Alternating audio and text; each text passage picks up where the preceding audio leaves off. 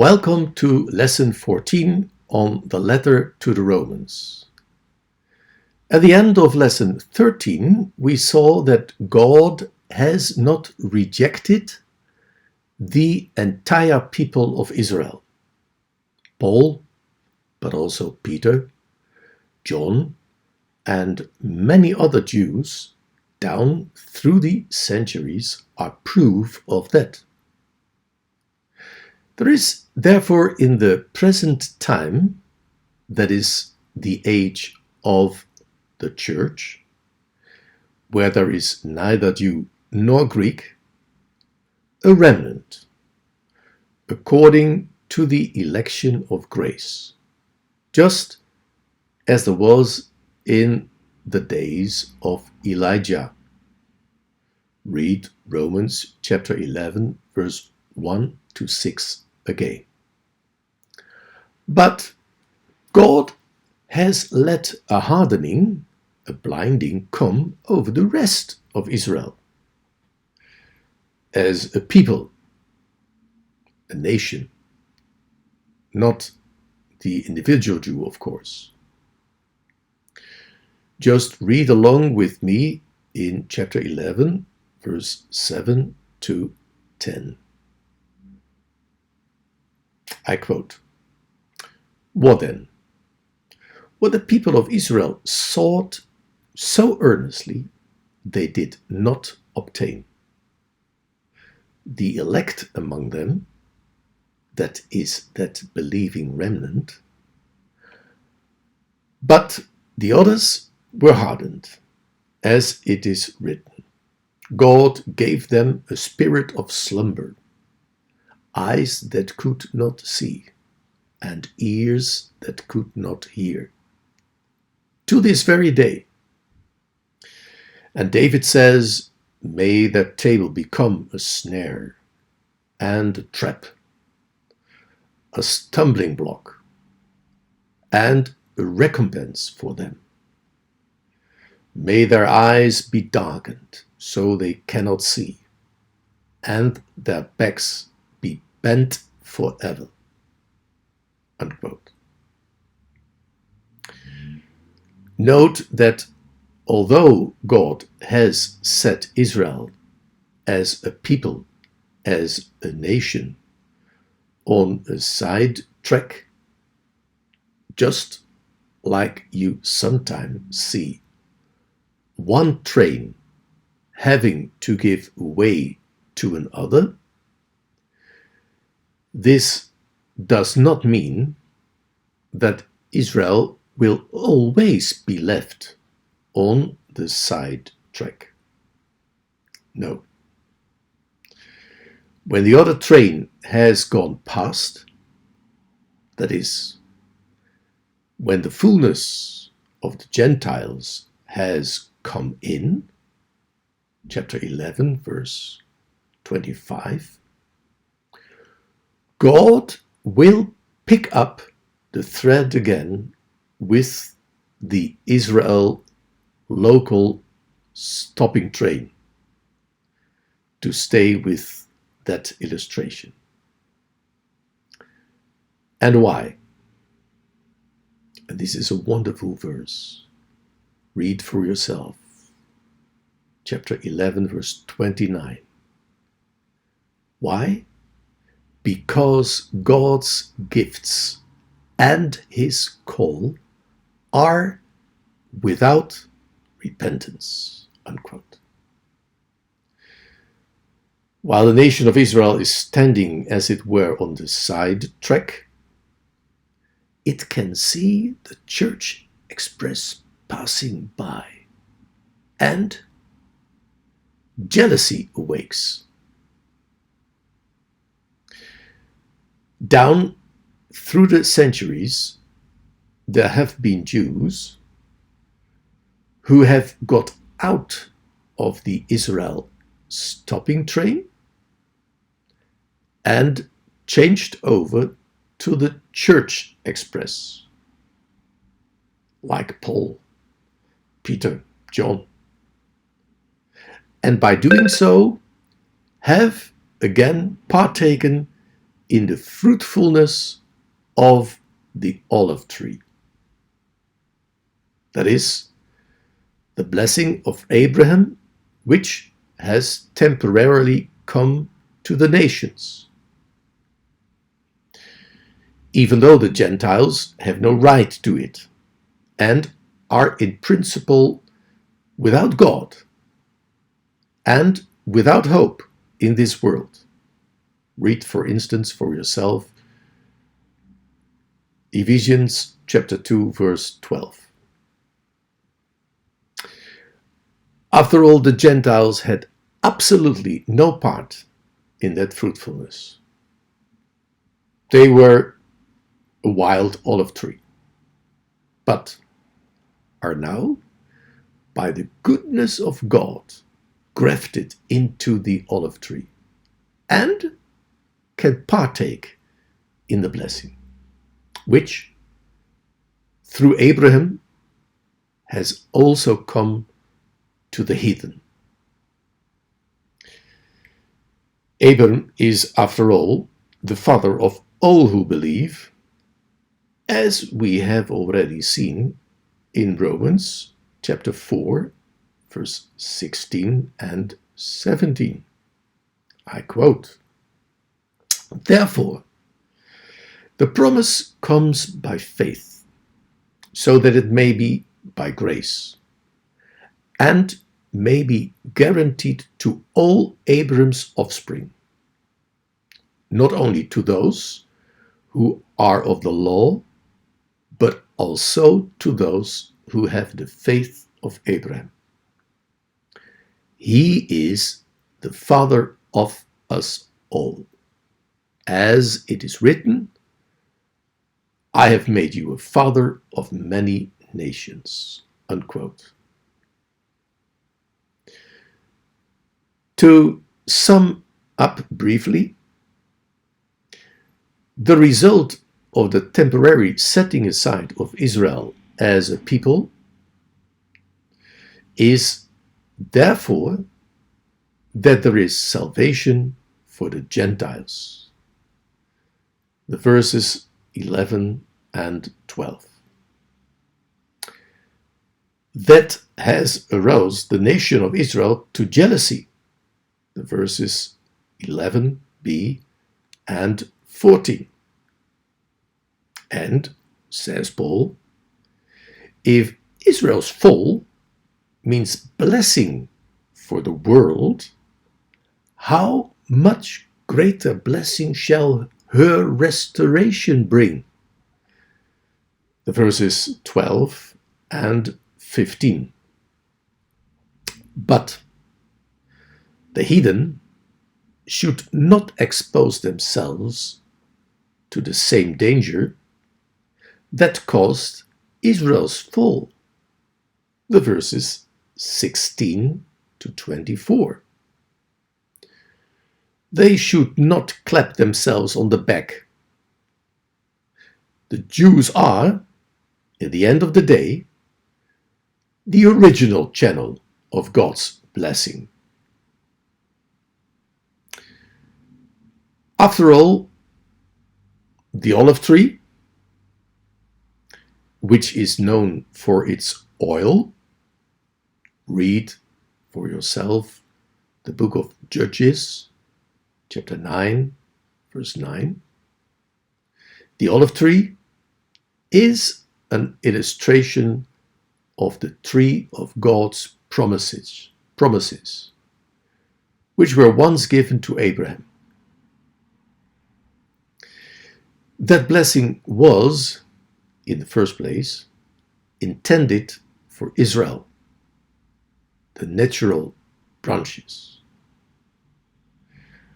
After having been rejected by Israel's leaders, this blessing has now been offered to the Gentiles, the branches of the wild olive tree. Read, for instance, Acts chapter 28, verse 28. I quote, "Therefore, I want you to know that God's salvation has been sent to the Gentiles, and they will listen, unquote. But unbelief is just as great a danger for the Gentiles as it was for the Jews. The verses 21 and 22. God has the power to restore Israel to her original position and to cut off the Gentiles. The verses 22 to 24. We have now seen that the setting aside of Israel is not in its entirety, because even in the present age, there is a remnant to which Paul and others belonged and belong. And we have also discovered that the setting aside of Israel is not definitive. I quote verses 25 to 29. Read along with me. I do not want you to be ignorant of this mystery, brothers and sisters, so that you may not be conceited. Israel has experienced a hardening in part, until the full number of the Gentiles has come in. And in this way, all Israel will be saved. As it is written, the deliverer will come from Zion. He will turn godlessness away from Jacob.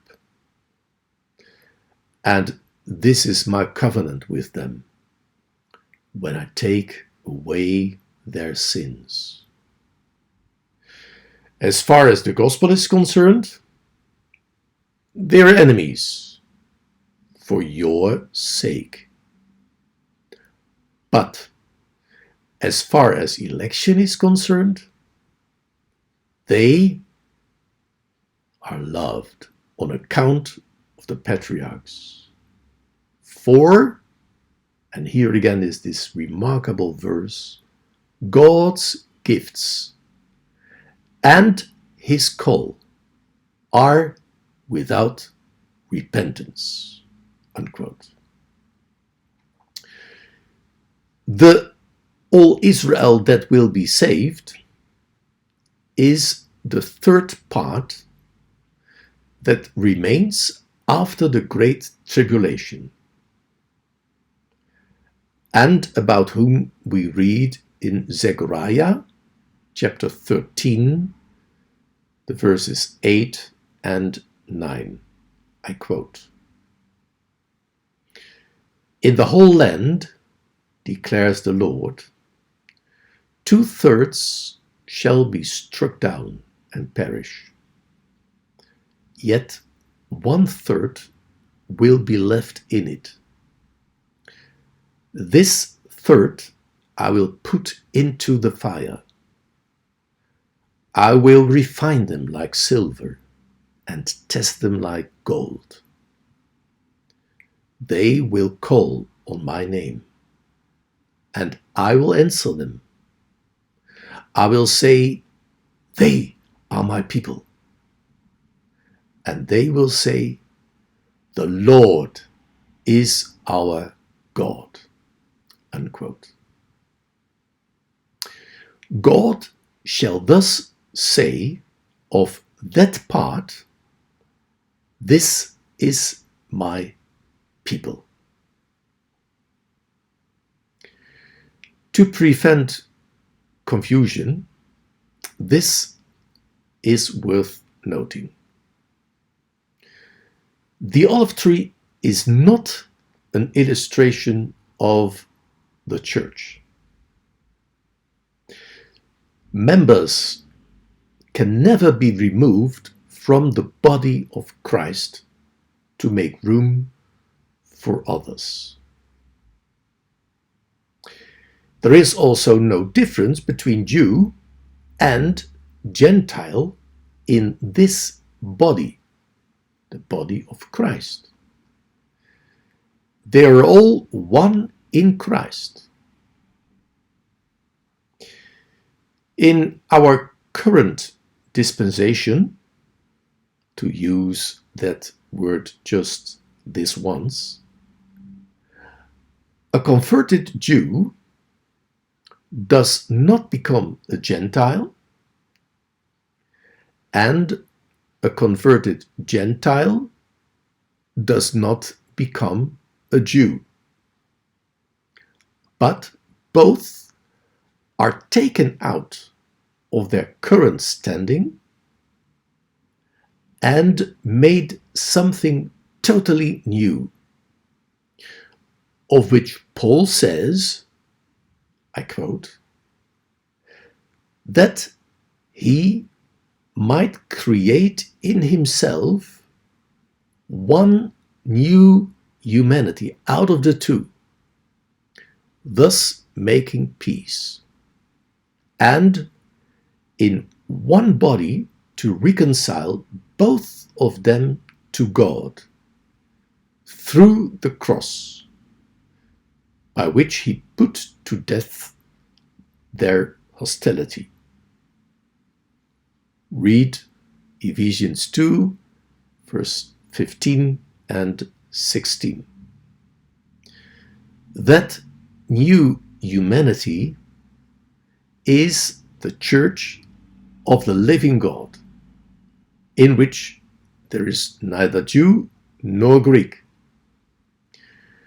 It is a creation, which means that it did not previously exist.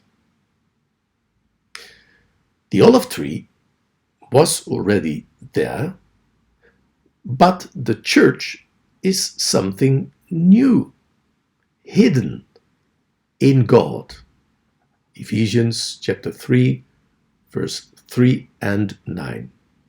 But now revealed. In verses 33 to 36, the apostle closes with worshiping God, and not now in relation to the gospel and its explanation in chapters 1 to 8, but in respect to the righteous ways of God with Israel and the nations. I quote, "Oh, the depths of the riches of the wisdom and knowledge of God! How unsearchable are his judgments, and his paths beyond tracing out! Who has known the mind of the Lord? Or who has been his counselor? Who has ever given to God that God should repay them? For from him and through him and for him are all things.